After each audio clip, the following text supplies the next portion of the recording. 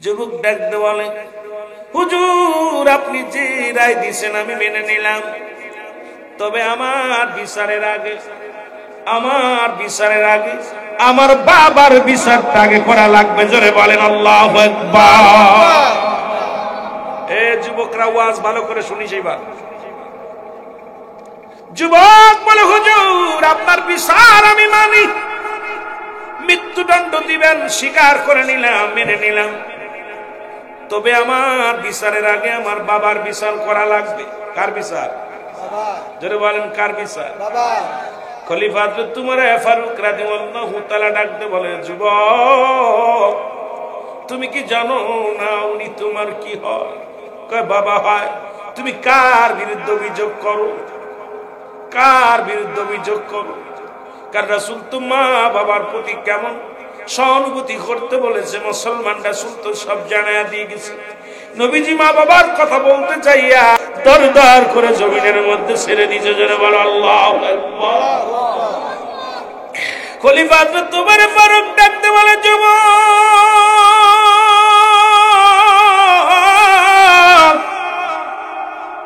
তুমি কার বিরুদ্ধে অভিযোগ দাও? বলে, হুজুর এক নাম্বার অপরাধ আমার বাবার।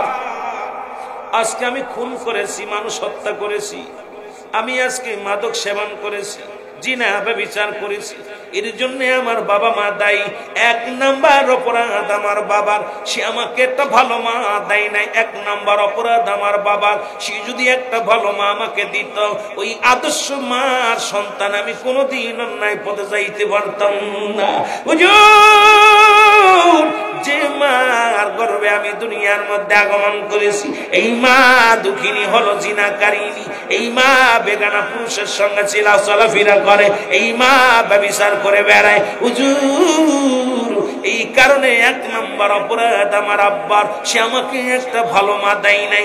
আজকে যারা যুবক আছো, বিবাহের আগে সর্বপ্রথম ও মুসলমান শুনে নাও, বিবাহের আগে বাবা মার কাছে দাবি করবা তিনটা গুণের গুণ যে মেয়ের ভিতরে আছে সেই মেয়েটা বিয়ে করবা। নাম্বার এক, নাম্বার গুণ সেই মেয়েটা যেন সতীত্বর আমানতদারি হয়। দুই নাম্বার যেন আমলদারি হয়। তিন নাম্বার যেন সে পর্দাশীলতা হয়। এই তিনটা গুণের গুণান্বিত যদি কোন কন্যা কোন মেয়ে যদি তোর কপালে জুটে যায়, এই দুনিয়ার মধ্যে তোর কপালে বড় শান্তি আসবে। জোরে জোরে চিল্লায় বলো মারহাবা। তিনটা গুণ সুলাইমান পয়গম্বর চেয়েছিল 5টা গুণ, তার ভিতরে এক নাম্বার গুণ হওয়া লাগবে। সুলাইমান পয়গম্বর যখন বিবাহের বয়স হয়ে গেল, উজির বলতেছে, হুজুর আপনার তো বিবাহের বয়স হয়ে গেছে, বিয়ে করতেন না? কখন যে বয়স হয়েছে বুঝতে পারি নাই, তা বিয়ে করবো? উজির সব জায়গা ডোল পিটাইয়া দাও, 5টা গুণের গুণান্বিত যে মেয়ের ভিতরে আছে ওই মেয়েকে বিয়ে করবো। তার নাম্বার অল পৃথিবী ঘুরে এই গুণ পায় নাই, 5টা গুণের মেয়ে পায় নাই। তার ভিতরে এক নাম্বার হলো সতীত্বর আমানতদারি। সতীত্বর আমানতদারি, কোন পুরুষের সে সতীত্ব, সে কোন একমাত্র স্বামী স্ত্রী ব্যতীত পৃথিবীর মধ্যে অন্য কোন পুরুষ তার লজ্জা স্থান দেখেন নাই, লজ্জা স্থান স্পষ্ট করতে পারেন নাই। রাসূল বলছে দুইটা জিনিস যে ব্যক্তি হেফাজত করতে পারবে, আমি নবী তার হাত ধরে জান্নাতে নিব। তার ভিতরে এক নাম্বার হলো দুগালের মধ্যবস্তু জিহ্বা। এটা যে ব্যক্তি কন্ট্রোল করতে পারবে, যে যুবক যুবতী কন্ট্রোল করতে পারবে, নবীজি বলছে আল্লাহর কসম আমি নবী তার হাত ধরে জান্নাতে নিব। সুবহানাল্লাহ। আর একটু জোরে কইতেন নি? এই মুখ দিয়ে বিড়ি খাওয়া যাবে না, এই মুখ দিয়ে মদ খাওয়া যাবে না, এই মুখ দিয়ে তারি খাওয়া যাবে না, এই মুখ দিয়ে আবা খাওয়া যাবে না, এই মুখ দিয়ে কাউকে গালি দেওয়া যাবে না, এই মুখ দিয়ে কাউকে কষ্ট দেওয়া যাবে না। রাসূল বলছে মুখটার হেফাজত যে ব্যক্তি করতে পারবে, জিহ্বার কন্ট্রোল যে ব্যক্তি করতে পারবে, আমি নবী তার হাত ধরে জান্নাতে নিব। জোরে বলুন সুবহানাল্লাহ। দুই নাম্বার দু পায়ের মধ্যবস্তু, যেটা লজ্জাস্থান, পুরুষ লিঙ্গ এবং স্ত্রী লিঙ্গ, এই দুইটাকে যে ব্যক্তি হেফাজত করতে পারবে, রাসূলুল্লাহ বলছে একমাত্র স্বামী ব্যতীত স্ত্রী অন্য কোন পুরুষের কাছে যাবে না, পুরুষ ওই অন্য স্ত্রী ব্যতীত অন্য কোন মহিলার কাছে যাবে না। আল্লাহর কসম ওয়াদা করেছে নবীজি, আল্লাহর কসম ওয়াদা করেছে নবীজি, একমাত্র স্বামী স্ত্রী ব্যতীত এই লজ্জাস্থান কেউ দেখবে না। আমি নবী ওয়াদা করেছি তাকে হাত ধরে জান্নাতে নিব। জোরে বলুন সুবহানাল্লাহ। যুবকরা ওয়াজ শুনেছি, কথা কয় না। এই প্রেম প্রীতি যত করবি কর, শুনে নে ওয়াজ আগে। এই দুইটা কন্ট্রোল যে ব্যক্তি করতে পারবে, রাসূল বলছে দু পায়ের মধ্যবস্তু, সেটা ওই স্ত্রীলিঙ্গ এবং পুরুষ লিঙ্গ, দুইটা এই দুইটা একমাত্র স্বামী ব্যতীত অন্য জায়গা যাবে না, স্ত্রী ব্যতীত অন্য জায়গা যাবে না। এই দুইটা যে ব্যক্তি কন্ট্রোল করতে পারবে, রাসূলুল্লাহ ওয়াদা করেছে, রাসূলুল্লাহ ওয়াদা করেছে আমি তাকে হাত ধরে জান্নাতে নিব। নবীর সাথে জান্নাতে যেতে চান কি চান না? এই কে কে যেতে চান?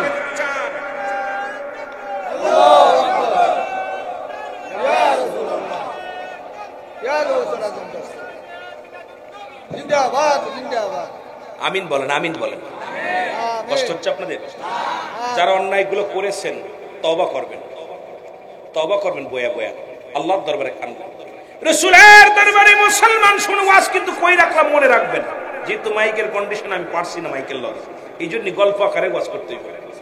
এ যুবক বন্ধুরা শুনে নাও, রহমতের নবীর কদমের মধ্যে এক যুবক এসে বলে, নবী গো, ইয়া রাসূলুল্লাহ, ইয়া হাবিবাল্লাহ, নবী গো, আমারে কি মাওলা মাফ করবো, আমারে কি মাফ করবো? নবী কয়, যুবক রে তওবা কর, আর তওবাকারী আল্লাহ ভালোবাসে, মাফ করে দেয়। যুবক কান্দার বলে, নবী গো,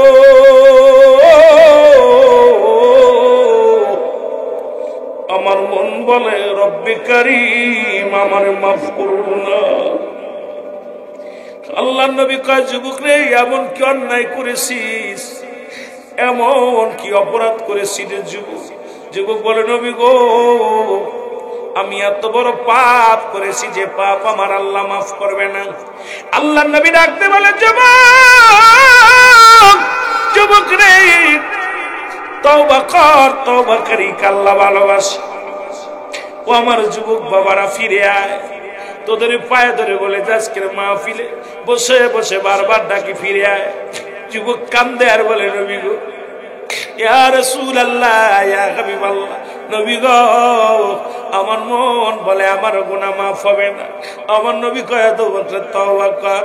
নবী বলে, তওবা কর। যুবক বলে, হুজুর,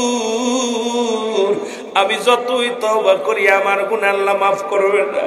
আল্লাহ নবী কয়, যুবক রে, কি এত বড় অপরাধ করেছিস বল?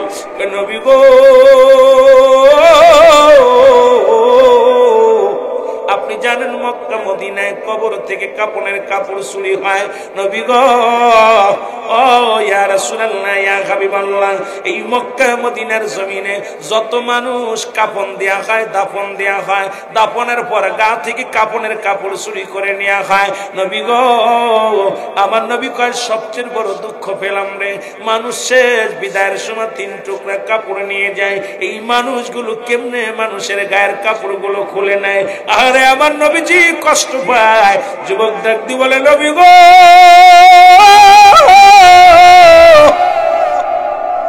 এই মক্কা মদিনার যত কবরের কাপড়ের কাপড় চুরি হতো, নবী গো, সেই কাপড়ের কাপড়গুলো আমি যুবক চুরি করতাম। আমার নবী কয়, যুবক রে, তুই কি শোনাইলি? জীবনে কি আর কোন কাজ পাস নাই? ওই অসহায় মানুষ মৃত্যুর পরে সব যার শেষ হয়ে যায়, 3 টুকরা কাপড় নিয়ে কবরে যায়। ও যুবক, তোর কি মায়া লাগে নাই? তোর কি দয়া হয় নাই? এই মানুষের 3 টুকরা মানুষ সিনার কাপড় ছিনি। যুবক বলে, নবী গো, মায়ার নবী, ইয়া রাসূলুল্লাহ, ইয়া হাবিবাল্লাহ, আমি মস্ত বড় ভুল করে ফেলেছি নবী গো। আমার নবী ডাকতে বলে, যুবক রে, তওবা কর, রব্বি কারীম তোরে মাফ করে দিবে। যুবক বলে, হুজুর, আমার মন বলে আমার গুনাহ মাফ হবে না। নবী কয়, কি গুনাহ করছিস বল রে? যুবক বল কয়, হুজুর, অনেক দিন যাবত মক্কা মদিনায় কোনো মানুষ মরে না, আমিও কাপনের কাপড় চুরি করতে পারি না। হঠাৎ শুনি এক রূপসী কন্যা মারা গেছে। নবী গো, আস্তে আস্তে ওখানে যায়, ওই জানাজায় আমি শরীক হই, বড় লোকের দুলালি মারা যায়। নবী, আমি ওই জানাজায় শরীক হই গো। যখন জানাজার নামাজ পড়ে সব মানুষ কাফন দাফন করি দিয়া যখন দাফন করিয়া বাড়ি চলে যায়, আমি অপেক্ষাছি কখন রাত নামবে, কাপড়ের কাপড় চুরি করব। যখন রাত্র নেমে গেল, সবাই যার যার ঘরে ঘুমায় গেল। ইয়া রাসূলুল্লাহ, ইয়া হাবিবাল্লাহ, আমি আস্তে আস্তে গোরস্থানে গেলাম। গোরস্থানে যা গোরস্থানে ওই কবরের মাটিগুলো সরাইলাম, সরাইয়া ভিতরে নামলাম। নামিয়া কাপড়ের কাপড়গুলো গা থেকে খুলে নিলাম। নবী গো যখন নিয়ে উঠতেছিলাম, কে যেন আমার ভিতর থেকে ডাকতে বলে, যুবক, সারা জীবন কাপড়ের কাপড় চুরি করলি, একবার তাকায় দেখ আজকে যে কবরে ঢুকেছি, পৃথিবীর সর্বশ্রেষ্ঠ সুন্দরীর কবরে ঢুকছি। যুবক, আজ অন্যায় কর, অন্যায় কর, কেউ তোরে দেখবে না, কেউ তো জানবে না। সঙ্গে সঙ্গে হুজুর আমার ভিতর থেকে কেন যেন কেমন অনুভূতি হলো, সঙ্গে সঙ্গে ওই মেয়ের উপরে আমি ঝাঁপিয়ে পড়লাম, ওই মেয়ের সঙ্গে কবরে জিনা করলাম। জোরে জোরে চিল্লায় বলা যাবে না নাউজুবিল্লাহ। যুবক, এত শুনেছিলাম মক্কা মদিনায়, আর এই বাংলাদেশে 90% মুসলমানের রাষ্ট্র, মুসলমানদের দেশ।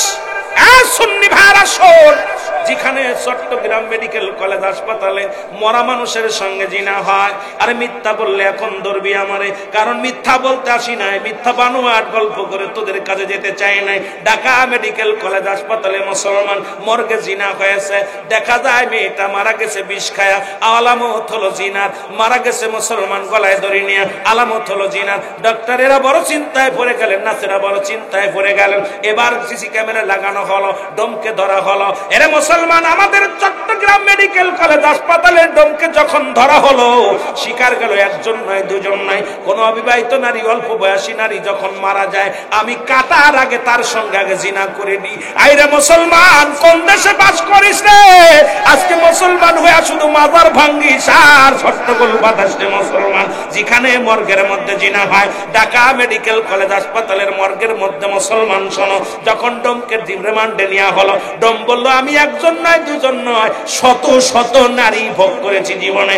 মরা মানুষের সঙ্গে জিনা হয় যেখানে বাংলাদেশে, এটা ইউরোপিয়ান কান্ট্রি তো হলে মেনে নিতাম, ও মুসলমান বিশ্বের অন্য রাষ্ট্র হলে মেনে নিতাম। যেখানে 90-92% মুসলমান বাংলাদেশে, এখানে জিনা হয়, কোন মৌলবীর মাথা ব্যথা নাই, কোন পীর সাহেবের মাথা ব্যথা নাই, কোন মাওলানার মাথা ব্যথা নাই। তার মানে এরা সব সুবিধাবাদী। জিন্দাবাদ জোরে বলেন, ঠিক কিনা?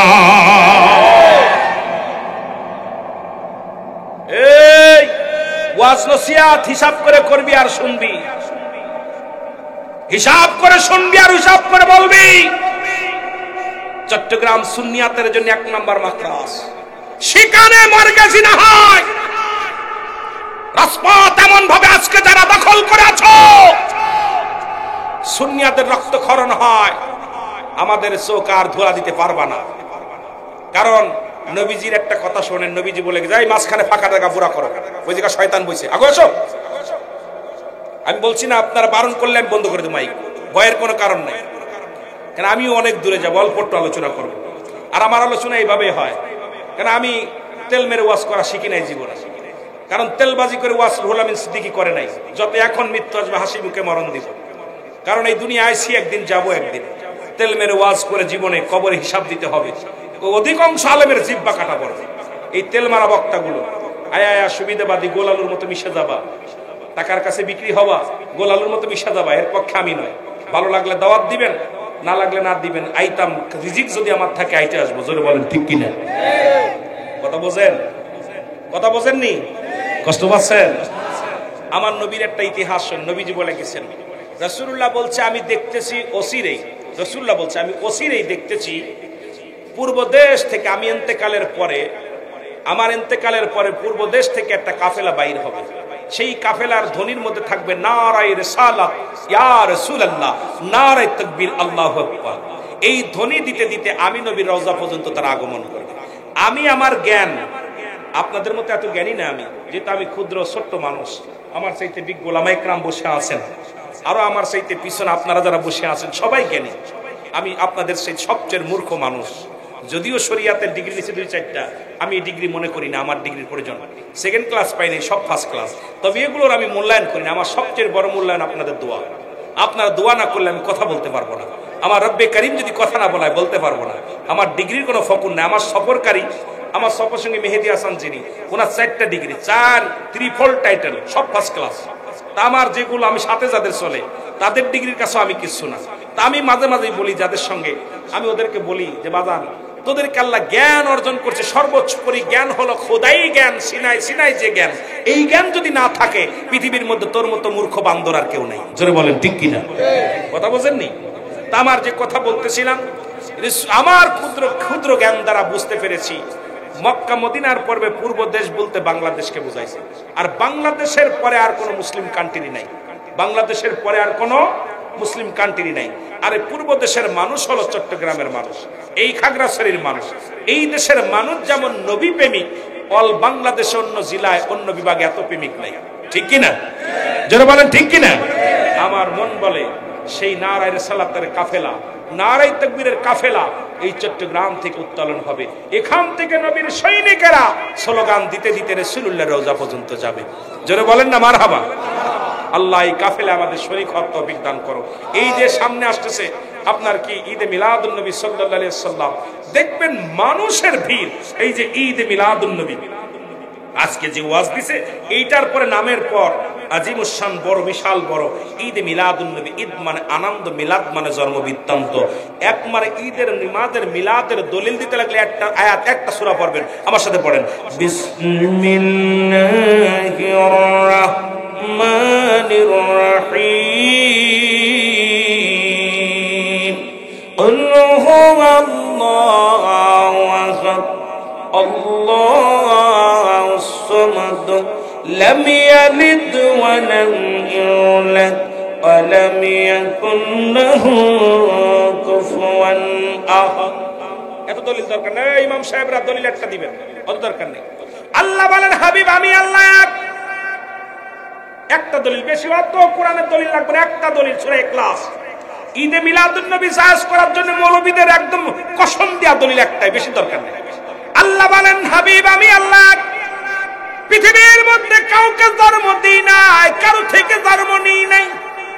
সুতরাং মিলাদ মানে জন্ম বৃত্তান্ত। স্রষ্টার জন্ম নাই, সৃষ্টির জন্ম আছে। রাসূলের বাবার নাম আব্দুল্লাহ, আমার নাম আমেনা, দাদার নাম আব্দুল মুত্তালিব, দাদির নাম ফাতিমা, নানার নাম আবজুরি, নানির নাম বাররা। বংশ হলো কুরাইশ। 570 খ্রিস্টাব্দে দুনিয়ার মধ্যে আসছে। এখন যদি নবীর মিলাদ অস্বীকার করে কোন মৌলবী, তারে জিগাইবেন আল্লাহর জন্ম কয় তারিখে, আল্লাহর আব্বার নাম কি, মার নাম কি, দাদার নাম কি। একমাত্র মৌলবীর বাড়ি যে গরুর আছে তারও মিলাদ আছে, বাড়ি যে বিড়াল আছে বিড়ালটারও মিলাদ আছে। কারণ মিলাদ শব্দের অর্থই হলো জন্ম বৃত্তান্ত। এইটা যারা না মানে সে আবার কিসের লেখা পড়া করছে, আগে আমাদের বুঝতে হবে। জোরে জোরে চিল্লায় বলেন ঠিক কিনা? বেশি দলিল লাগবে না, এইটুকু দলিল দিলে যথেষ্ট। এত দলিল লাগতো না। মিলাদুন নবী, ঈদ মানে আনন্দ, মিলাদ মানে জন্ম বৃত্তান্ত। মুসলিম মিল্লাতের ঈদ হলো 5টা। এখন ঈদ যখন লেখে মানুষের মাথা গরম হয়, কয় কোন হালুয়া। এ মুসলমান শুনে নাও, গভীর মনোযোগ। ও আমার বাবারা আমার, 1 নম্বর ঈদের নাম হলো ঈদ মিলাদুন নবী সাল্লাল্লাহু আলাইহি ওয়াসাল্লাম। 2 নম্বর ঈদের নাম হলো ঈদুল ফিতর। 3 নম্বর ঈদের নাম হলো ঈদুল আযহা। 4 নম্বর ঈদের নাম হলো ইয়াউমুল জুম্মা। 5 নম্বর ঈদের নাম হলো আরাফাতের ময়দান। ওদেরকে বুঝাইবেন, ও মৌলভী সাহেব, তুমি যে প্রতিদিন কও ইয়াউমুল জুম্মা ঈদের দিন, কোন ঈদ আমার একটু বলে দাও। কারণ ওদিন বুঝি দাওয়াত পাও, 50 টাকা 60 টাকা পায়া দোয়া করতে পারো, এই জন্য এদিন বানাইছো ঈদ। আর নবী দুনিয়ার মধ্যে যদি না আসতো, আসমান জমিন কিছুই তো না, সারে জাহান পয়দা হতো না। সেই নবীর মিলাদে, সেই নবীর আগমনে যারা বেজার হয়, মনে করবেন ওদের মধ্যে ভেজাল আছে। এই জন্য আল্লাহু মিনান নাস, মানুষের মধ্যে ভেজাল, তারা বলবে আমান্না, ঈমান আনছে বিল্লাহি, আল্লাহর প্রতি, ওয়া বিল ইয়াউমিল আখির, আখিরাতের প্রতি বিশ্বাস স্থাপন করছে। আমাহুম বিমুমিনিন,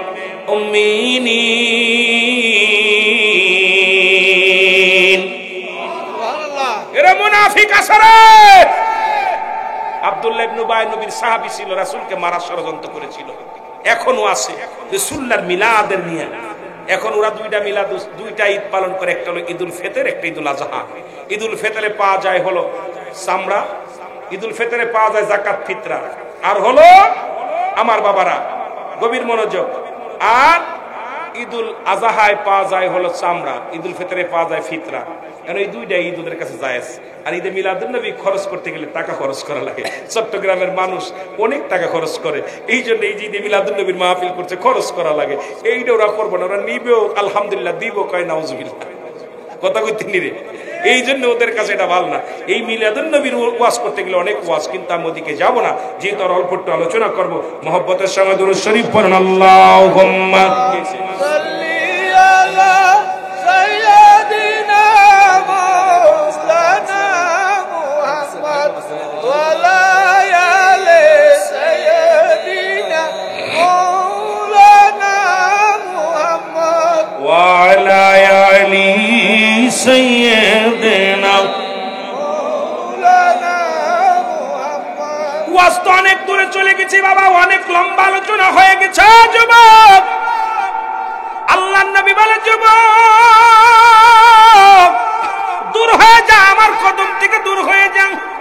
বলি ইয়া রাসূলুল্লাহ, ইয়া হাবিবাল্লাহ, আমি যখন জিনা করলাম, এরপরে আমি কাপড়টা খুলে নিয়ে যখন কবর থেকে উঠতেছিলাম, ভিতর থেকে একটা আওয়াজ আসলো, যুবক আমি অসহায় মেয়ে, আমার সঙ্গে তুমি অন্যায় করলা, আমি তোমাকে বাধা দিতে পারলাম না, তবে আমি আল্লাহর আদালতে মামলা দিলাম। পৃথিবীর কোন পুরুষ আমার জীবনে আসে নাই, তুমি আমার সতীত্ব নষ্ট করলা, আমি আল্লাহর আদালতে মামলা দিলাম। রব্বে কারীম যেন কোনদিন তোমারে ক্ষমা করে না। জোরে বল আল্লাহু আকবার। হুজুর,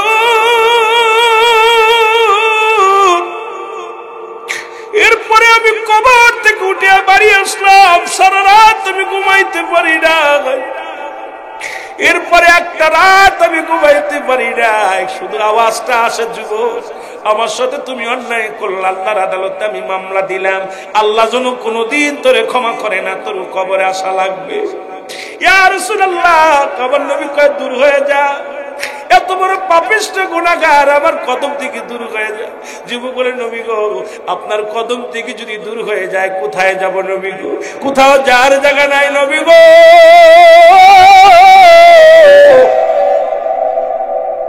ইয়া রাসূলুল্লাহ, ইয়া হাবিবাল্লাহ, কোথাও যাওয়ার জায়গা নাই, কোথাও বলার জায়গা নাই নবী গো। আপনার কদম থেকে যদি ফিরে যায়, এই পৃথিবীর বুকে আর কোথাও জায়গা নাই, কারণ আপনি একমাত্র রহমতের পেয়ালা নবী গো। আল্লাহ আপনাকে রহমত দিছে। আল্লাহ বলে, মা আরসালনাকা ইল্লা রাহমাতাল লিল আলামিন। আমরা গুনাহগার নবী, আমরা গুনাহগারে বলো, আমরা গুনাহ বীর, আমরা গুনাহগারে নবী গো। এর সালাত সালাম জানাই, সালাত সালাম জানাই আপনার উপরে নবী গো। ও নবী ও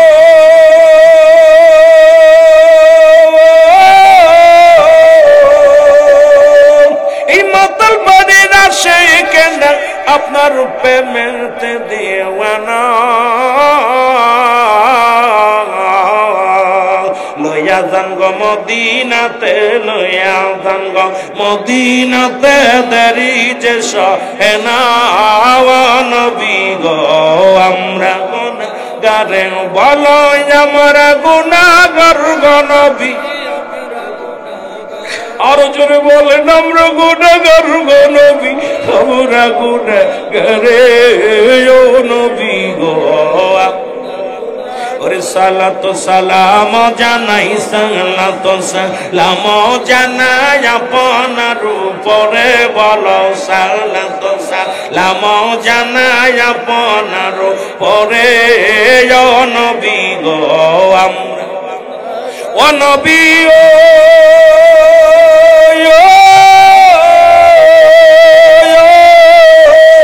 আপনি তো আল্লাহর প্রিয়, এই জগতের উপরে আপনার সমতুল্য, আপনার সমতুল্য নাই জগতের মাঝে নবী গো। আমরা গুনাহগারে বলো আমরা গুনাহগার গো নবী আমরা গুনাহগার বলো আমরা গুনাহগার গো নবী ও নবী গো আমরা গুনাহগার বলো সালাত সালাম জানাই সালাত সালাম জানাই আপনার উপরে ও নবী গো এ দুনিয়ার মুসলমান যুবক বলে নবী গো আপনার কদমের মধ্যে যদি জায়গা না হয় রে কোথায় যায় কোথায় যে ক্ষমা পায় নবী কয় যুবকরে দূর হয়ে যা যুবক কাঁদতে কাঁদতে চলে গেল একদিন নয় দুদিন নয় 40টা দিন একটু পানি খায় না বনের বনের পাতা লতা খায় আর কান্দে রব্বি কারীম আমার মাফ করে দাও রে রব্বি কারীম আমি গুনাহগার আমি পাপী রে আল্লাহ দুনিয়ার মধ্যে যত শাস্তি দিবা দাও রে আমার রব ওই কবরে আবার তুমি শাস্তি দিও রে যুবক কাঁদতে কাঁদতে চোখের পানি পড়তে পড়তে গা হয়ে গেল কঙ্কাল যুবক জমিনের মধ্যে পড়ে কান্দে রে মুসলমান এরা যুবক কেমন সময় ইলহামের মাধ্যমে শুনতে পায় যুবকরা আর কান্দিস না তোর চোখের পানি সহ্য করতে পারে নাই ভুল করেছিস ভুল থেকে ক্ষমা চাইছিস আল্লাহ তোরে মাফ করেছে রে যুবক যা রাহমাতুল আলামিনের কাছে আল্লাহর নবীর কাছে চলে আসলেন নবীজি ডাক দে কয় যুবক রে তুমি আবার আইছো যুবক বলে ইয়া রাসূলুল্লাহ ইয়া হাবিবাল্লাহ আপনার দরজা থেকে যদি কেউ ফিরে যায় যাওয়ার জায়গা নাই রে ইয়া রাসূলুল্লাহ ইয়া হাবিবাল্লাহ নবী গো আপনি আমাদের কালিমা পড়ায়া দেন নবীজি কালিমা পড়ায়া দেয় আশহাদু আল্লা ইলাহা ইল্লাল্লাহু ওয়াহদাহু লা শারীকা লাহু ওয়া আশহাদু আন্না মুহাম্মাদান আবদুহু ওয়া রাসূলুহু লা ইলাহা ইল্লাল্লাহু মুহাম্মাদুর রাসূলুল্লাহ সাল্লাল্লাহু আলাইহি ওয়াসাল্লাম জোরে জোরে চিল্লায়া বলা যাবে না আল্লাহুম্মা সাল্লি আলা সাইয়্যিদিনা মাওলানা মুহাম্মদ ওয়া আলা আলি সাইয়্যিদিনা মুহাম্মদ আমার দয়াল নবী বিহনে আপন বলতে কেহ নাই জগতে আমার আপন বলতে কেহ নাই জগতে যারা নবীর ভালোবাসেন বলেন দয়াল নবী বিহনে আমার মায়ার নবী আপন বলতে কেহ নাই জগতে ও নবী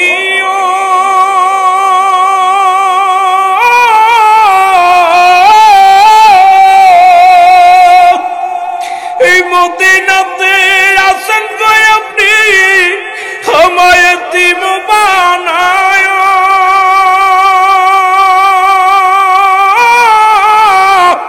এই আশেকে কান্দে গো নবীজি এই মহেশপুরে বসিয়া আমার দয়াল নবী বিহনে আমার মায়ার নবী আপন বলতে কেহ নাই জগতে সবাই চোখের পানি ছেড়ে কান্দেন আর বলেন আমার দয়াল নবী বিহনে আমার মায়ার নবী আপন বলতে কেহ নাই জগতে আমার আপন বলতে আমি ভেবে দেখি সবই মিছে আমি ভেবে দেখি সবই মিছে মিছে মায়ার সংসারে হায় হায় মিছে মায়ার সংসারে বলতে আর যদি বলেন আমার আপন বলতে কেহ নাই জগতে, আমার আপন বলতে ও নবী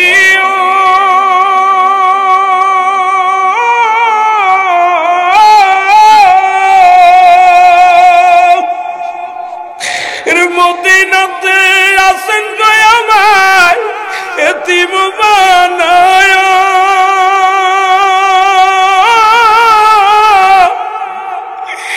একবার দেখা দেন গো নবী কান্দে আসে কে বসিয়া, একবার দেখা দেন গো নবী কান্দে আসে কে বসিয়া। আমার দয়াল নবী বিহনে আমার মায়ার নবী আপন বলতে কেউ নাই জগতে, আমার আপন বলতে আরে বেবে দেখি আমি সবই মিশে, বেবে দেখি আমি সবই মিশে মিশে মায়ার সংসারে আপন বলতে কেহ নাই জগতে, বলেন আপন বলতে কেহ নাই জগতে। এ ভাইয়ের আমার রাসূল বলছেন আমার নবীর হায়াতে খায়রুন লাকুম, নবীকে আমার হায়াতের জিন্দেগিটা আমার উম্মতের জন্য কল্যাণ স্বরূপ। এই উম্মতিরা শোনো, নবীজি দুনিয়ার মধ্যে আমরা পাইলাম, আমরা বড় ভাগ্যবান। রাসূল বলে উম্মতিরা রে, আমি নবী দুনিয়ার মধ্যে আগমন করলাম আমার উম্মতের মঙ্গলের জন্য, কল্যাণের জন্য। এই নবীকে পায়া যদি গুনাহ মাফ না করাইতে পারি, এই নবীরে পায়া যদি জাহান্নামে যাইয়ের চাইতে কপাল মন্দ আর নাই। এমন নবীর উম্মত হইয়া আমরা শুকরিয়া আদায় করার দরকার বারবার আল্লাহর দরবারে। এ মুসলমান নবী উম্মতিরা রে, আমাকে আল্লাহ দুনিয়ার মধ্যে পাঠাইলো, আমি উম্মতের সঙ্গে কথাবার্তা বললাম, উম্মতের সঙ্গে চলাফেরা করলাম, উম্মতের সঙ্গে কথাবার্তা বলতে পেরেছি, এই জন্য আমার উম্মতের জীবন বড় ধন্য। আবার নবীজি বলে আমি ওফাত হইলাম, আমি ইন্তেকাল করলাম, দুনিয়া থেকে বিদায় নিলাম। নবী ওফাতি খায়রুল লাকুম, নবী উম্মতিরা রে, আমি নবী দুনিয়া থেকে বিদায় নিলাম আমার উম্মতের মঙ্গলের জন্য। উম্মতিরা যখন কোন ভালো কর্ম করে আমি নবীর সঙ্গে সঙ্গে প্রশংসা করি আল্লাহর দরবারে। যখন কোন উম্মতিরা গুনাহের কাজ করে আমি নবীর সঙ্গে সঙ্গে আল্লাহর দরবারে ইস্তেগফার করি আমার উম্মতের হইয়া। এই অন্যায় করে ছেলে মাফ চাই বাবাই, অন্যায় করে গ্রামের ছেলে মাফ চাই চেয়ারম্যান মেম্বার যাইয়া, এমন নবীর উম্মত হইলাম। ভুল করি আমি ক্ষমা চাই আমার নবী, সেই নবীর পক্ষে থাকার দরকার আছে কিনা?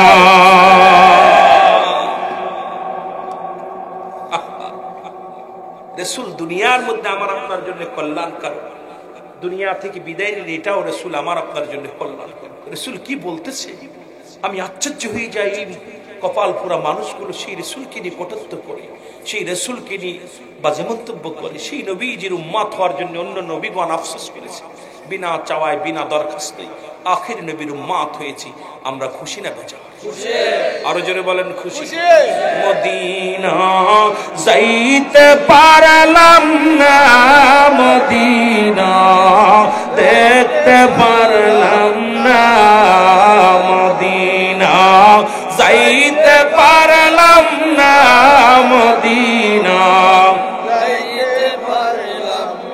আমি অসহায় তাই এত দূরে রই,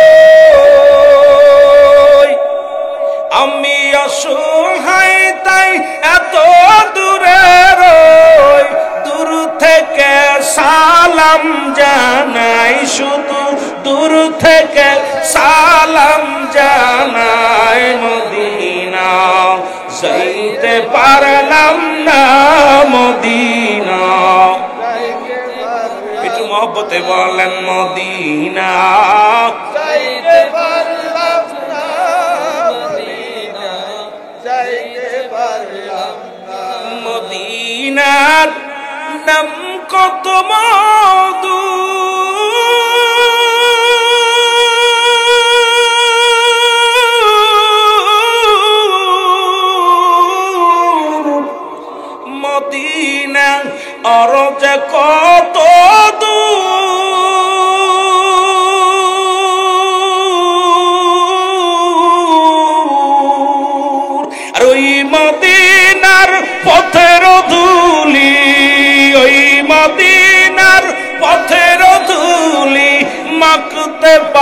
পারলাম না মদিনা যাইতে পারলাম না মদিনা আয় হায় জোরে আরো জোরে বলেন মদিনা যাইতে পারলাম না মদিনা যাইতে পারলাম না আমি অসহায় তো এত দূরে রই আমি অসহায় তাই এত দূরে রই শুধুই সালাম জানাই নবী শুধুই সালাম জানাই মদিনা যাইতে পারলাম না মদিনা দেখতে পারলাম না মদিনা যাইতে পারলাম না মদিনা দেখতে পারলাম না মদিনার নাম কত সুন্দর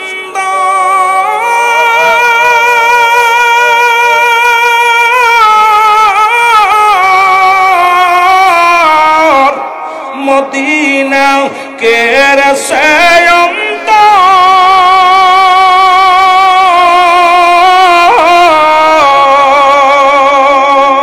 এই গরিব দুঃখীর সালাম খানি বল গরিব দুঃখীর সালাম খানি পৌঁছাই দিও মদিনায় বল পৌঁছাই দিও মদিনায় মদিনা যাইতে পারলাম না মদিনা দেখতে পারলাম না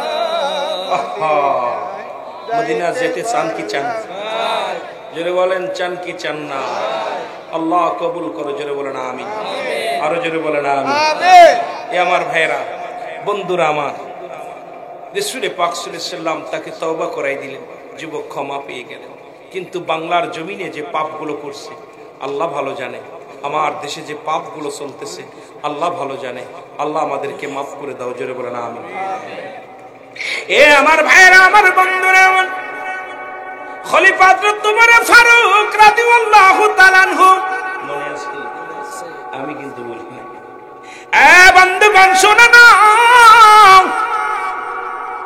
খলিফা হযরত ওমর ফারুক রাদিয়াল্লাহু তাআলা আনহু ডাকতে বলে যুবক ও যুবক তুমি মৃত্যুদণ্ড বলে হুজুর মেনে নিলাম বলে এক নাম্বার অপরাধ আমার বাবার সে আমাকে একটা ভালো মা দেয় নাই আমি যুবকদের বলবো আমার বাবারা আজকে চেহারা দেখিস না আমরা তো সুন্দরী দেখে পাগল হয়ে যায় শুধু রূপ চেহারা দেখে ভুলে যায় তিনটা গুণ দেখে বিয়ে করবি নাম্বার 1 আমানত আমানত সতীত্বর আমানতদারি 2 নাম্বার পর্দাশীলতা 3 নাম্বার আমলদারি এই তিনটা গুণের যদি কোনো মেয়ে তোর কপালে জুটে যায় এই তিনটা গুণের যদি কোনো ছেলে তোর কপালে জুটে যায় তোর জীবনটা বড় ধন্য হয়ে যাবে এবার যুবক ডাকতে বলে হুজুর 2 নাম্বার অপরাধ আমার আব্বা জানের সে আমাকে একটা ভালো মা দেয় নাই যুবক যুবক না একটা কালো মেয়ে বিয়ে কর একটা রিক্সা চালকের মেয়ে বিয়ে কর ব্যাংক চালকের মেয়ে বিয়ে কর বিয়ের আগেই দেখবি মেয়েটা আমলদারি কিনা এই মেয়েটা পর্দাশীলতা কিনা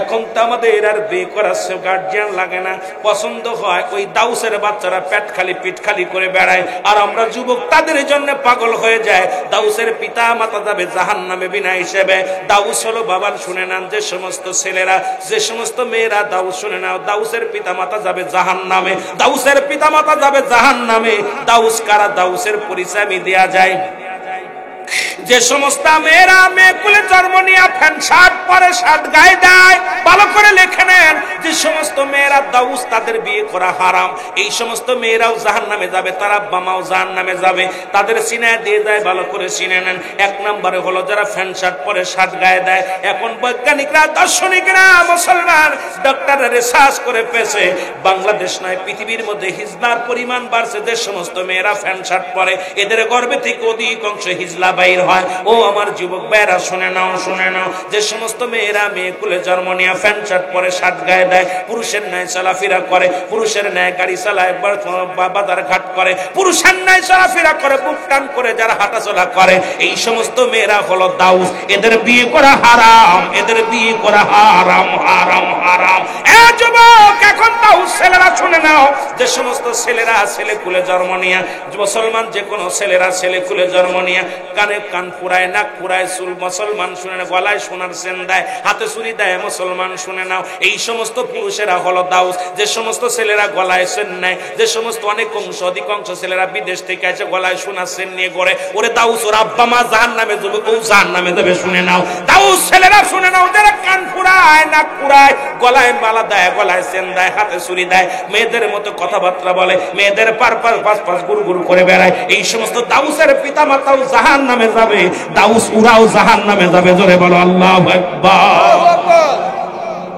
মাশাআল্লাহ, হয়তো আপনাদের এলাকার মধ্যে নাই, আসেনি? আছে। মেয়ে কুলে জন্ম নিয়ে অনেক দেখবেন এখন টানে, ওই যে উন্না গায়ে দেয় মেয়েরা, ছেলেরা এখন উন্না গায়ে দেওয়া শুরু করছে। ছেলেরা মেয়েরা বাদ দিছে, এখন মেয়ের ছেলেরা গায়ে দেয়, ঠিক কি না? চুল রাখা শুরু করছে এই পন্তু রাইখা, ওটা মেয়ে না পুরুষ চিনা যায় না, বেটা না বেটি চিনা বড় কঠিন। যদি বলেন ঠিক কি? মাহফিল করে যাই তো রাত্রে দেখি রাস্তাতে খালি ঘুরে এগুলো, আহারে কোনটা মহিলা কোনটা বেটা কোনটা সেরি এড়া বোঝা যায় না, কত বুঝছেন, বিপদে পড়ে যায়। আহা, এই যে অবস্থায় দাউসের পিতা মাতা জাহান্নামে যাবে। আমার মারা যারা আলোচনা শুনতেছেন, মাগো তোমাদের পায়ে ধরে বলে যায়, বিয়ের আগে বলবা, বাবা আমাকে ওই ভ্যান চালক, রিক্সা চালক, দিনমজুরি একটা ছেলে দাও, যে ছেলেটা সারাদিন পর আমাকে হালাল খাওয়ার খাবো, যে ছেলেটা আমাকে পর্দায় রাখবে, যে ছেলেটা আমাকে নামাজের জন্য তাগিদ দিবে। বাবা গো, ওই দাঁড়ায় প্রসাব করে, আরে আমার বাবারা বিয়ের সময় খালি দেয় ছেলের বেতন কত, জিগায় বেতন কত, চাকরি কি করে, এই কপাল পোড়া, আগে জিজ্ঞেবি ছেলে নামাজ পড়ে কিনা, ছেলে হালাল খাদ্য খায় কিনা, ছেলে হারাম ব্যবসা করে কিনা। যদি হালাল খাদ্য একজন ভ্যান চালকের লগে মেয়ে দে, রিক্সা চালকের লগে মেয়ে দে, বড় মৌলানা দরকার নাই, ওই ছেলেটা হালাল খাদ্য খায়, ওই ছেলে হারাম শ্রেণী হারাম হালাল বোঝে, ওই ছেলে ইমানের পর আছে, এমন একটা ছেলের হাতে যদি মেয়েটা দিতে পারিস তোর জীবন ধন্য। যেটা বলেন ঠিক কিনা? এখন দিসির দ্বারায়া জুয়াখোর, মদখোর, গাঁজাখোর আয়া নির্যাতন করে, তোর মেয়ের নিয়ে রাস্তায় রাস্তায় ঘুরায়, লিপস্টিক মাখায় নিয়ে ঘুরায়, তুই তো জাহান্নামে যাবি, তোর বংশধরীও নেবে। যেটা বলেন ঠিক কিনা? এই জন্য আমি আপনাদের অনুরোধ করে যাই, এগুলো সমাজের মধ্যে ওয়াজ করতে গেলে অনেক কথা বলার দরকার, কিন্তু বাবা সময় এখন 2টা বাজতে চললো, আমি ওরে বাবা পার হয়ে গেছে, আমি আর আলোচনা যাব না, আমি শেষ করব। যদিও কথাগুলো বলতে গেলে অনেক কথা এসে যায়। আমার বাবারা বলতেছে, হুজুর 1 নম্বর অপরাধ আমার আব্বার, সে আমাকে একটা ভালো মা দেয় না। 2 নম্বর অপরাধ, আমার একটা ভালো নাম রাখে নাই। এই জন্য সন্তান যখন দুনিয়ার মধ্যে আসবে ভালো একটা নাম রাখবেন। এখন তো নাম রাখে দেন গর্বে আসলে, বিয়ের আগে নাম রাখা হয়ে যায়। বিয়ের রাত্রে, বিয়ের আগে বান্ধবীর সাথে গল্প করে, বান্ধবী যদি আমার বিয়ে হয়, যদি আমার একটা ছেলে হয় নাম রাখবো কারিনা, আর যদি কয় যদি একটা ছেলে হয় নাম রাখবো শাহরুখ খান, ঠিক কিনা? আবার বিয়ে হয়েছে এখনো, আদম আলাইহিস সালামের সুন্নাত বা ইবনেটটা আমরা বিয়ে করতে, অনেক হুজুরাই বিয়ে করতে পারি না, বিয়ে তো সুন্নাত তরিকায় বিয়েই করতে পারি না। কথা বুঝেননি আমার বাবারা? ইয়া তো আমার ডিস্টার্ব দিল, ঘটনা বুঝলাম না, আমার পরে রাগ করছে। মহেশ খালি কয় হুজুরের আনতে দিতাম না, কথা বুঝছেন? হুজুর কইছে হুজুর আরে দাওয়াত দিতাম না, মাইকালা কয় হুজুর আরে ওয়াজ করাইতাম না, কারেন্টওয়ালা কয় হুজুরে লাগতো না, বড় বিপদে আছে।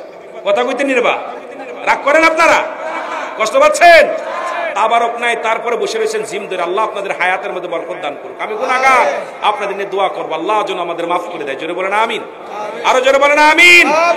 আমার বাবারা অধিকাংশে এখন নাম রাখা হয় পেটে থাকতে, 7 মাস 8 মাস থাকতে আলতাসনও করে, কয় পেটে কি, কয় মাইয়ে পেটে কি, ছেলে নাম রাখছে তুকার জীবান, অস্বীকার করবি নি? জোরে কোন ঠিক কিনা? কথা কোন ঠিক কিনা? এই জন্য পিতা মাতা আমাদেরকে সুন্দর একটা নাম রাখতে হবে। ছেলে হলে আকিকা করবেন, 7 দিনের 1 দিন আগে নাম রাখার দূরত্ব নাই। ছেলে মেয়ে দুনিয়ার মধ্যে আসলে, মেয়ে হোক আর ছেলে হোক, 7 দিনের 1 দিন আগে নাম রাখা যাবে না। 7 দিন অতিবাহিত হবে, এরপরে আপনি মেয়ে হলে ছেলে হলে আকিকা করবেন, আকিকা করে সুন্নাত তরিকায় নাম রাখবেন। ছেলে হলে 2টা, মেয়ে হলে 1টা পশু কোরবানি করবেন, করে আপনি আকিকা সুন্দরভাবে আকিকা করে নাম যদি নাও দিতে পারেন, পশু কোরবানি করার ক্ষমতা নাই, তবে 7টা দিন পরে গোসল করে, নখ টক কেটে, আপনার চুল কেটে সুন্দরভাবে দোয়া দরুদ করে আল্লাহর কাছে প্রার্থনা করে সুন্দর একটা নাম রাখবেন। আলেমুল আমার কাছ থেকে শুনবেন, হুজুর এই নাম কোন নামটা রাখলে ভালো হয়। হুজুরের কাছে যাবেন, এখন হুজুরের কাছে যা লাগে না, ওরা দেখে টিকটক দেখে নাম রাখছে টিকটক, ঠিকই না, কি নাম যে রাখবে এইটাই বুঝে না, কত বুঝেন নিবা, রাগ করেননি বাবা। নাম্বার 3 বলছে হুজুর 3 নম্বর অপরাধ আমার মা আমার বাবা, সে আমাকে কোনো ইসলামের জ্ঞান দেয়নি, কারণ আমাকে ইসলামের জ্ঞান শিক্ষা দিন। এই জন্য ছেলে মেয়ে যখন দুনিয়ার মধ্যে আসে সর্বনিম্ন তাকে কোরআন শরীফটা শিক্ষা দিবেন। এই যে আপনার জানাজার নামাজের নিয়ম কানুন, সূরা কিরাত, নিম্নতরে 6টা কালেমা, এগুলো তারা শিখাইবেন। 5টা কালেমা, 2টা সেটা সূরা কিরাত, এগুলো শিখাবেন, যাতে করে ছেলেটা ঈমানের পথ থাকতে পারে, হালাল হারাম বুঝতে পারে।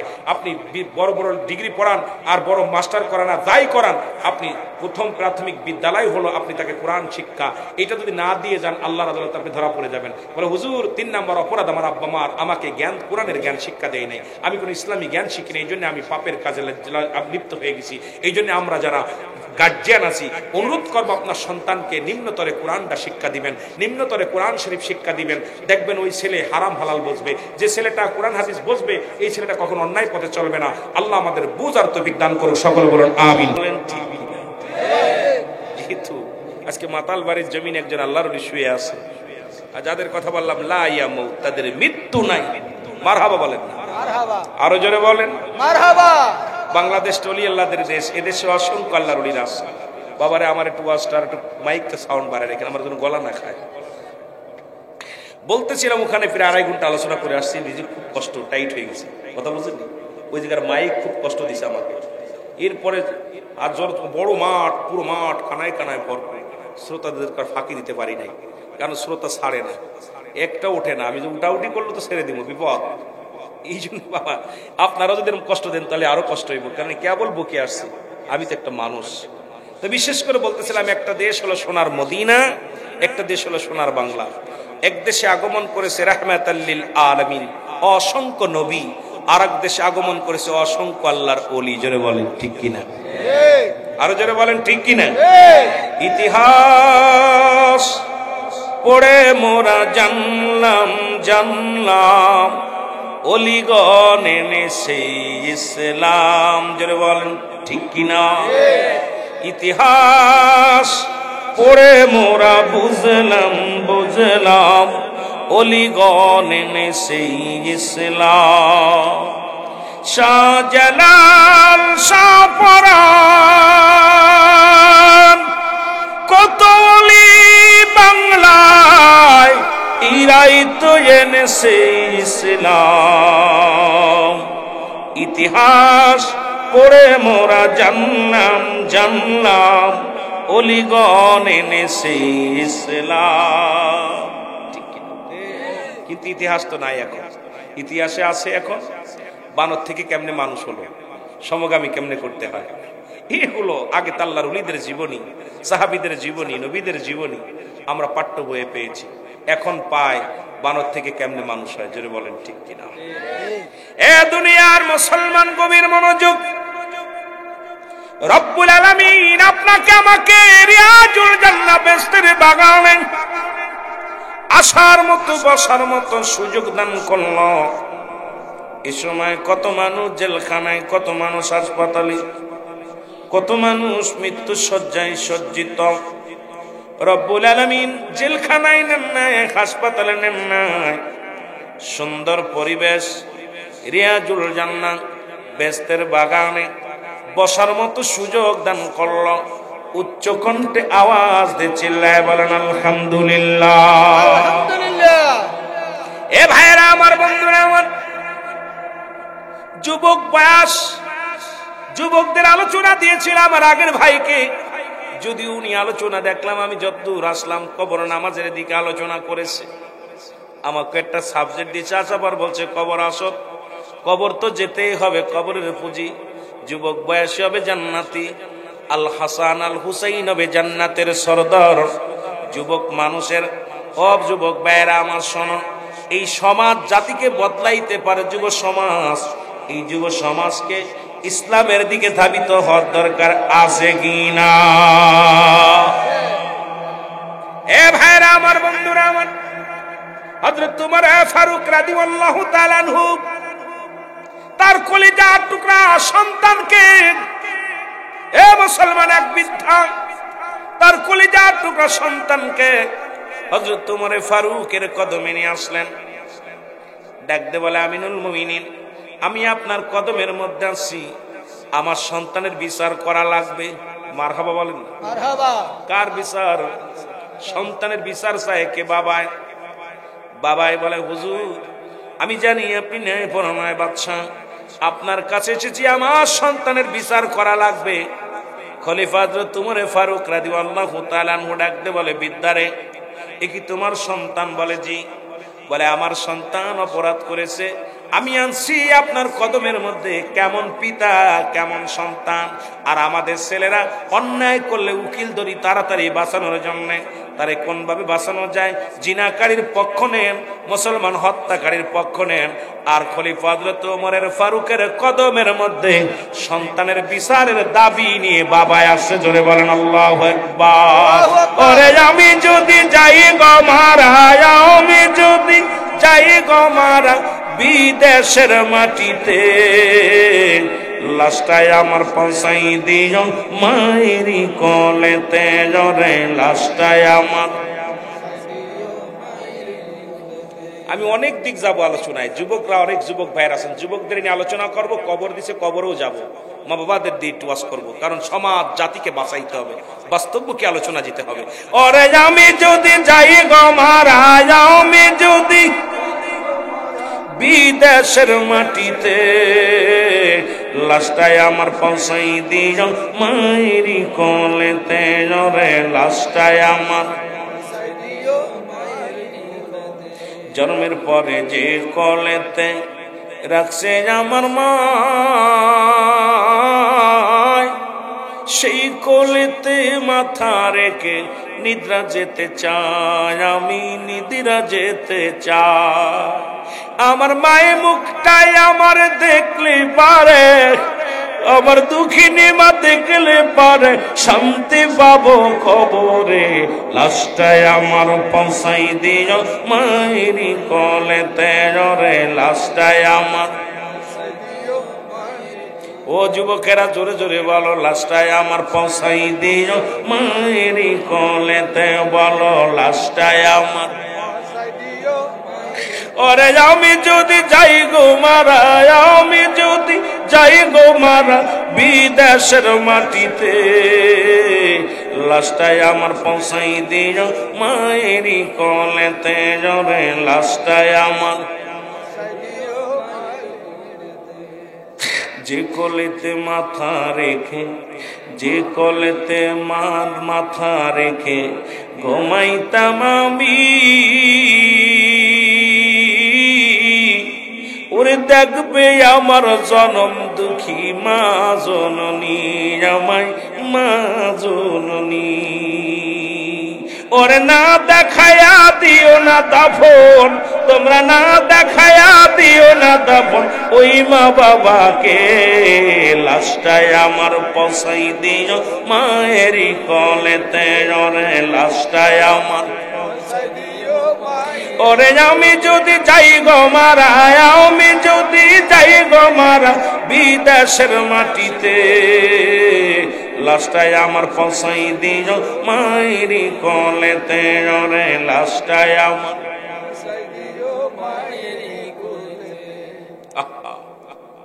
এ দুনিয়ার যুবক বন্ধুরা, দিলের কান্ডা লাগা শোনো।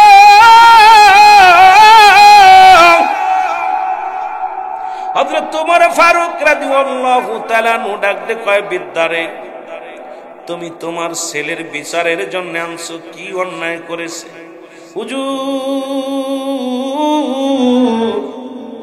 আমার ছেলে 3টা অপরাধ করছে। কয়টা অপরাধ?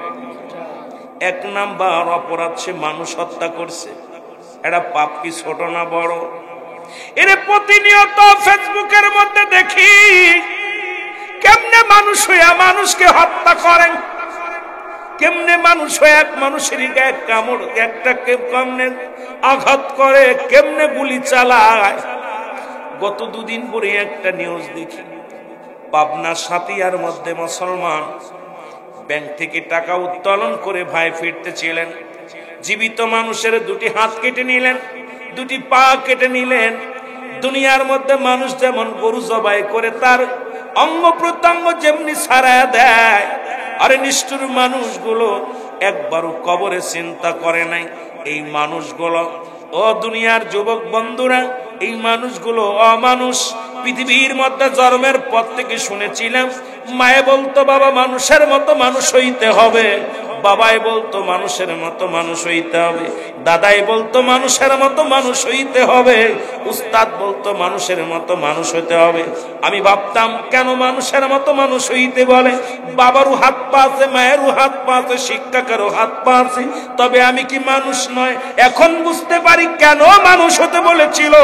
আজকে দুনিয়ার মধ্যে যারা মানুষ হইয়া বিদেশ থেকে ডিগ্রি আনিয়া, মুসলমান শোনো, বিদেশ থেকে পিএইচডি করিয়া এই দুনিয়ার মধ্যে যারা বড় বড় অফিসার হইয়া অফিসে বসে সুদ খায় আর ঘুষ খায়, এরা মানুষ কি অমানুষ?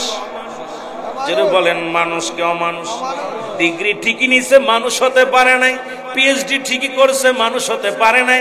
আরে আমার ভাইরা, আমার বন্ধুরা, আমার বড় বড় ডিগ্রি নিয়ে ডক্টরি হইয়া অপারেশন করে, যাদের হাতে টাকার জন্য রোগী মারা যায়, এই ডাক্তারগুলো মানুষ না অমানুষ? যেটা বলেন মানুষ কে অমানুষ? যে সন্তান তার বাবাকে পিটায়া, বুড়ো বয়সে পিটায়া ঘর থেকে বাইর করে দেয়, এরা কি মানুষ না অমানুষ? আজকে বুঝতে পেরেছি কেন মানুষ হতে বলেছিল। আজকে যুব সমাজ, তোমরা মানুষ হতে পারো না, অমানুষ হয়ে গেছো। আর অমানুষ যদি হয়ে যাও, তোমার কারণে তোমার পিতা মাতা জাহান্নামে যাবে। জোরে জোরে চিল্লায় বলা যাবে না, ঠিক কিনা? মহব্বতের সঙ্গে দুরূদ শরীফ পড়ুন। আল্লাহুম্মা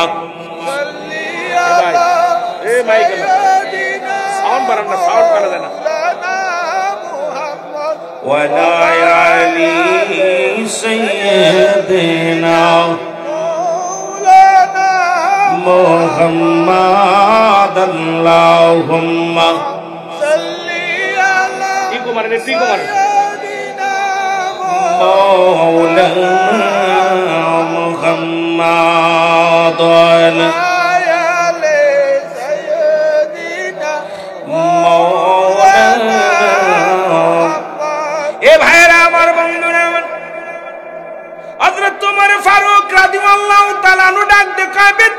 প্রথম অপরাধ কি বলে? 1 নাম্বার অপরাধ মানুষ হত্যা করছে। হযরত ওমর ফারুক রাদিয়াল্লাহু তাআলা আনহুর চোখ দুটি বড় গরম হয়ে গেছে, রাগে টকবক দেহখানা। দ্বিতীয় নাম্বার অপরাধ, কামার ছেলে দুনিয়ার মধ্যে মাদক সেবন করে। অপরাধ কি ছোট না বড়? এর 3 নাম্বার অপরাধ, আমার ছেলে জিনা ব্যভিচার করে। জোরে জোরে চিল্লায় বল আল্লাহু আকবার। কয়টা অপরাধ? নাম্বার 1 মানুষ হত্যা করছে, 2 নাম্বার মাদক সেবন করে, 3 নাম্বার জিনা ব্যভিচার করে। আমার যুবক ভাইরা শুনে নাও, 3টা অপরাধ করেছে ওমর ফারুক রাদিয়াল্লাহু তাআলা। ডাক, ও যুবক শুনে নাও, তুমি কি জানো তুমি কত বড় অপরাধ করেছো? যুবক বলে, আমিনুল মুমিনিন, আমি বুঝি না কি অন্যায় করেছি, কি অপরাধ হয়েছে জানি না। বলে, যুবক রে, 1 নাম্বার শুনে নাও, জিনা ব্যভিচার। যদি কোন যুবক, যদি অবিবাহিত যুবক যুবতী যদি জিনা করে, আমার বাবারা দিলের কান্ডা লাগান শুনবা। আলোচনার ময়দানে বসেছ, যতক্ষণ পর্যন্ত থাকবা দিলের কান্ডা লাগায়া দিবা। এত দূর থেকে বক্তা নিয়ে এখান থেকে আলোচনা শুনে যাবা, শুধু চিল্লাই ইয়েস নো ভেরি গুড বলে লাভ নাই। আলোচনা দিলের কান্ডা লাগায়া নিতে হবে, আমলের নিয়তে নিতে হবে, গুনাহ মাফের জন্য নিতে হবে। আমার বাবারা আমার ডাকতে বলে, যুবক রে, তুমি কি জানো না জিনার শাস্তির পরিমাণ? বলে, হুজুর আমি জানি না। বলে, পৃথিবীর মধ্যে যদি কোনো অবিবাহিত নারী, অবিবাহিত পুরুষ যদি জিনা করে, তার শাস্তির বিধান হলো এই পৃথিবীর মধ্যে 100 ডোরা তার গায়ের মধ্যে মারতে হবে। এর কয়েকটা ডোরা মারা পর যদি কোনো যুবক যুবতী মারা যায়, বিবাহিত না হওয়ার কারণে, অবিবাহিত হওয়ার কারণে, ও যুবক, অবিবাহিত হওয়ার কারণে তারা গোসল পাবে, তারা দাফন পাবে, তারা কাফন পাবে, জানাজা পাবে। অবিবাহিত হওয়ার কারণে তাদেরকে জানাজা পড়ানো যাবে, অবিবাহিত হওয়ার কারণে তাদের গোসল করানো যাবে, তাদেরকে দাফন করানো হবে। তবে বাকি অংশটা তার বেতের আঘাতগুলো, চাবুকের আঘাতগুলো তার কবর উপরে মারতে হবে। একটা বিচার যদি আপনাদের এই মাতাল বাড়িয়ার জমিনের মধ্যে হতো, আমার বিশ্বাস এই মহেশখালীর জমিনে হতো, আমার বিশ্বাস এই জমিনের মধ্য থেকে চিরতরে জিনা ব্যভিচার বিদায় হয়ে যেত। জোরে বলেন আল্লাহু আকবার। যুবক তেলের কান্ডা লাগা শোনো, আজকে ফেসবুক খুললে দেখি এর বউ নিয়ে গেছে খালি পরকিরি, আজরে কোন ঠিক কিনা?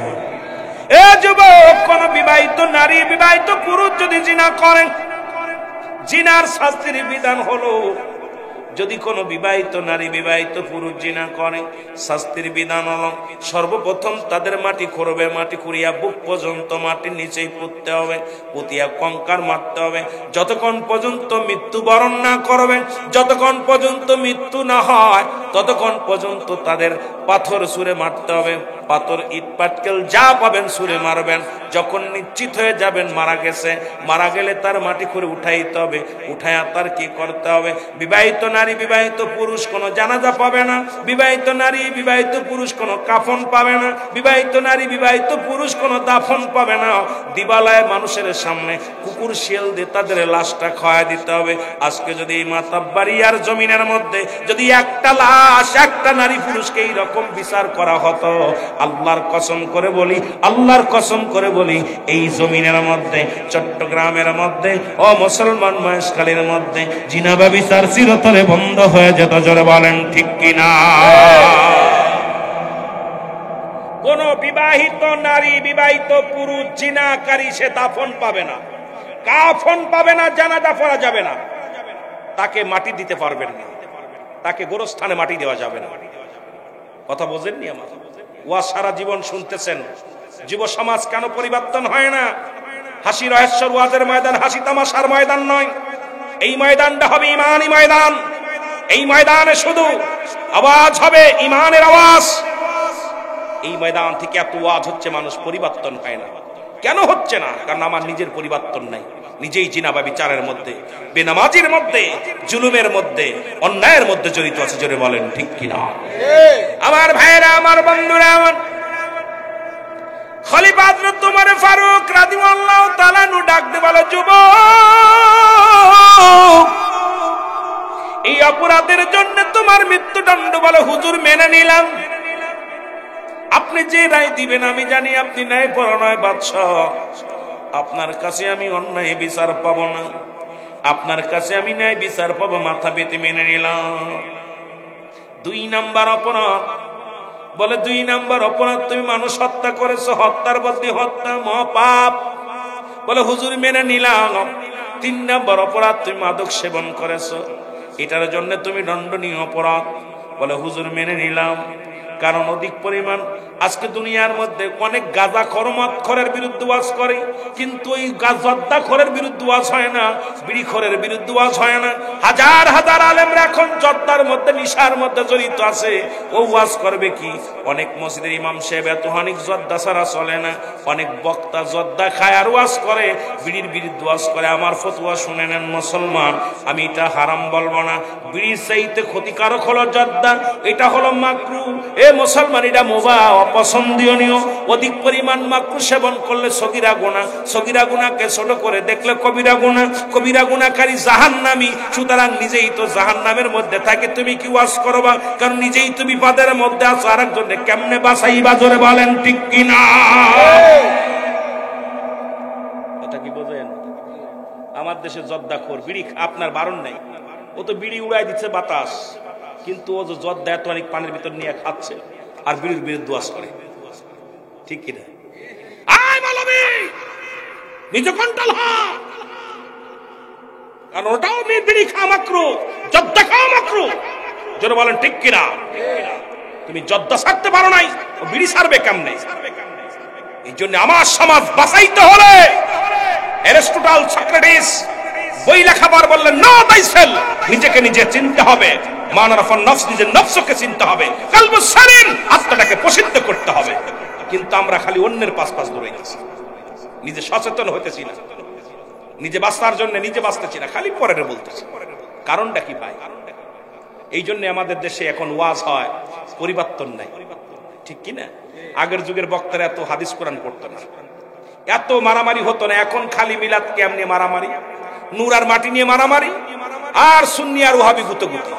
আগের যুগের মানুষ আলোচনায় আসলো যে আমার বক্তা কেবল বলে গেলেন যে আবু সুফিয়ান সাহেব আলোচনা করছে, মানুষ চোখের পানি ফেলছে, কারণ তুফাজুল হোসেন হুজুর ওয়াজ করছে, মানুষগুলো পাগলের মতো শুনছে। মানুষ বেনামাজি নামাজ হয়েছে, হারাম খোর হালাল খোর হয়েছে, মাজান স্বামী স্ত্রী মিল ছিল, মিল হয়ে গেছে, তাদের ভিতরে সবকিছু পরিবর্তন হয়েছে। এখন বক্তা রং বেরং ডিজিটাল বক্তা, আমাদের ওয়াজে মানুষের পরিবর্তন হচ্ছে না। কারণ আগে মসজিদ ছিল কাঁচা, মানুষের ইমান ছিল পাকা, আর এখন মসজিদ হয়েছে পাকা, ইমান একেবারেই পাকা। যদি বলেন ঠিক কিনা? এখন এসির মধ্যে লোক থাকে না, কেন থাকবে? কারণ ইমাম সাহেব তো নিজেই যেটা বলছে ও নিজেই পালন করি না আমরা। আমি মাওলানা মানুষ, আমি আপনাদের উপদেশ দিতেছি, নিজেই মানি না, তাহলে আমার কথায় তো কোনো তাসির আসতে পারে না, আমার কথায় মানুষ হেদায়েত আসতে পারে না। হেদায়েতের মালিক কে? হেদায়েতের মালিক কে? আমরা বক্তারা হেদায়েত বানাই নিছি। এই আলেম খবরদার, হেদায়েতের মালিক কোন মৌলবী নয়, কোন মুন্সি নয়, কোন পীর সাহেব নয়, হেদায়েতের মালিক নবীজিও না। যদি কোনো ব্যক্তি বলে হেদায়েতের মালিক, আমি ওটা বড় বাটপার। হেদায়েতের মালিক যদি নবীজি হতো তাহলে আবু জাহেলের কপালে কালেমা জড়তো। এই কথা বলেন না কেন? আমার কথায় কষ্ট পান? কষ্ট পান? ভাষা বোঝেন? আপনারা আওয়াজ জোরে দেন না কেন? বোঝেন? কথা বোঝেন? ভাষা বোঝেন? বলছে হেদায়েতের মালিক কে? আল্লাহ। পীর সাহেব, আমিরুল আমিন সিদ্দিকী, মৌলবী, এমনকি আমার নবীজিও হেদায়েতের মালিক। নবীজিকে হেদায়েতের মালিক দায়িত্ব দেন না আল্লাহ, তাকে বলার দায়িত্ব দিছে। যদি হেদায়েতের দায়িত্ব দিত তাহলে আবু জাহেলের কপালে কালেমা জুটত। ঠিক কিনা? ঠিক কিনা? যেহেতু জোটে নাই, ইহা দ্বারা প্রমাণ হয় যে রাসূলকেও দায়িত্ব দেন নাই, রাসূলকে বলার দায়িত্ব দিছে। আর আমাদের দেশে মৌলবী দায়িত্ব নিছে হেদায়েতের, ঠিক কিনা? আলেম সাহেব দায়িত্ব নিছে হেদায়েতের। না, আপনাকে বলার দায়িত্ব দিছে, সেই বলতে পারতেছি না। বলার একটা বাসনভঙ্গি যেটা ছিল, এটা আগের যুগের আলেমরা করেছে, কিন্তু আমরা পারছি না। আমরা টাকার গোলাম, টাকার কাছে বিক্রি হয়ে গেছি, অর্থের কাছে বিক্রি হয়ে গেছি। বাল হুয়া খেলাফ। এই দুনিয়াটা হলো পচা দুর্গন্ধ মরি। মানুষের চরিত্র হলো কুকুরের চরিত্র। কুকুর যেমন মরি পাইলে খুশি হয়, শেষ জামানার মানুষগুলো সম্পদ পাইলে খুশি হবে।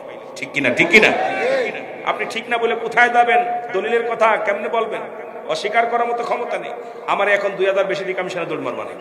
যদি রুল আমিন সিদ্দিকী আগামীকাল মাহফিল আছে, ভাই কত টাকা হাত দিয়ে, তো গেলি মনে হয় দিব কত 50, আমরা 70 দিবা নেই। ওই জায়গায় কোন ভাই আমার পাতলা পায়খানা হয়েছে, আজকে আসতে হতেছি না, কত করতে নির্বা রাগ করেন নি?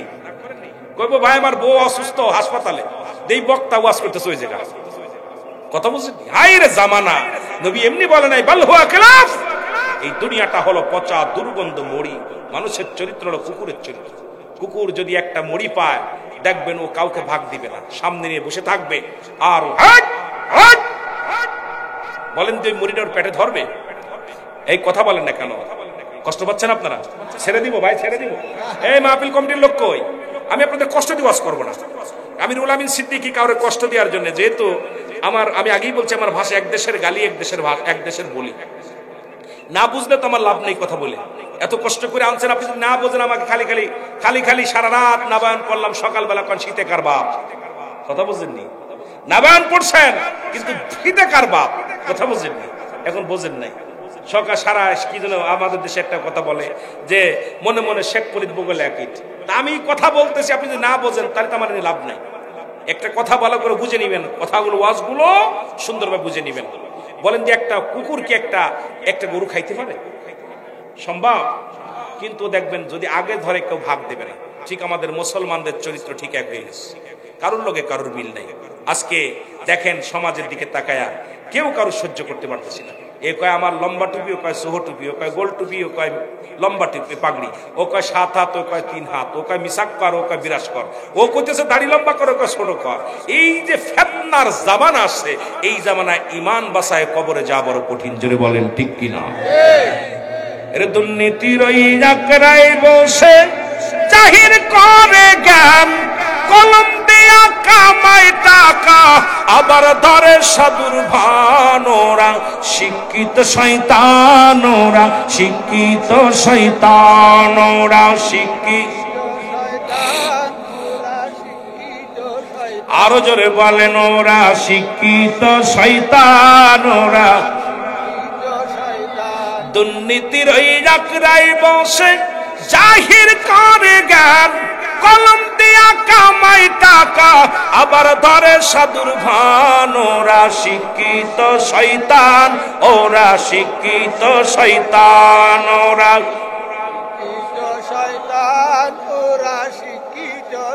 ওরা হলো জাতির নাকি মহামারী মহাতন, ফাইলে কলম ঠাকাইয়া চালায় ওরা নির্যাতন। ঘুষের টাকায় ওদের ভুড়ি, ঘুষের টাকায় ওদের ভুড়ি করে যে টান টান। ওরা শিক্ষিত শয়তান, ওরা শিক্ষিত শয়তান, ওরা আবার স্কুল কলেজের দিকটা ভাই দেখো না চোখ মেলিয়া, মেয়েরা সব বই ছাড়িয়া আছে শুধু প্রেম লইয়া। ঠিক না, ঠিক না, খালি প্রেম প্রীতি, লেখাপড়া নাই, সব শেষ। ঠিক না? আবার স্কুল কলেজের দিকটা ভাই দেখো না চোখ মেলিয়া, ছেলেরা সব বই ছাড়িয়া আছে শুধু প্রেম লইয়া। আসলে তার সঙ্গের সাথী হইতেছে মস্তান। ওরা শিক্ষিত শয়তান, ওরা শিক্ষিত শয়তান, ওরা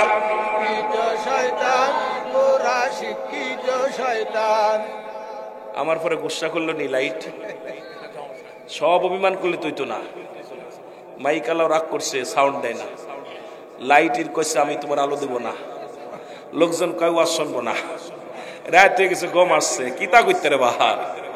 একটু মহব্বতের সঙ্গে দুরূদ শরীফ পড়ুন, আল্লাহুম্মা সাল্লি আলা সাইয়্যিদিনা মাওলানা মুহাম্মদ ওয়া আলা আলি সাইয়্যিদিনা মাওলানা মুহাম্মদ। আল্লাহুম্মা সাল্লি আলা সাইয়্যিদিনা মাওলানা মুহাম্মদ ওয়া আলা আলি সাইয়্যিদিনা মাওলানা মুহাম্মদ। একটু মহব্বত জিকির করুন, আল্লাহ আল্লাহ আল্লাহ আল্লাহ, জোরে জোরে। এই লাইন তো দুইটা দুই দিকে, তাহলে আমারটা সাউন্ড হয় না কেন? আল্লাহ আল্লাহ আল্লাহ আল্লাহ আল্লাহ আল্লাহ আল্লাহ আল্লাহ আল্লাহ আল্লাহ আল্লাহ আল্লাহ আল্লাহ আল্লাহ আল্লাহ। এ দুনিয়ার মুসলমান শুনে না, খলিফা হযরত উমর ফারুক ডাক দিয়ে কয়, যুবক, ও যুবক শোনে নাও, তুমি যে অপরাধ করেছো, মৃত্যুর জন্য প্রস্তুতি হও। ও তারে মাটিতেও খায় না, জমেও সই না, নবীর প্রেমিক যে জনা, তার মাটিতেও খায় না, জমেও সই না, নবীর প্রেমিক যে জনা। হাদিসের ঘোষণা, কামেল পীর মরে না, কানার দাল হাদিস কুরআন পড়ে না। কামেল পীর যে জনে মরণ নাই সংসারে, দেখো না হাদিস কুরআন খুঁজিয়া, তার মাটিতেও খায় না, জমেও সই না, নবীর প্রেমিক যে জনা।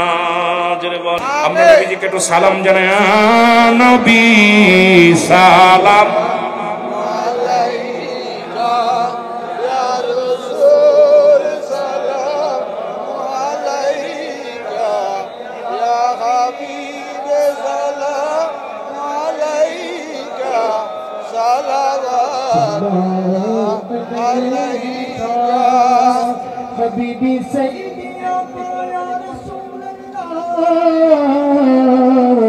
ওয়া হাবিব میرے آقا زندگی ہے انہیں قصدے کا بندگی ہے انہیں قصدے کا روشنی ہے انہیں قصدے کا روشنی ہے انہیں قصدے کا ہر ہوش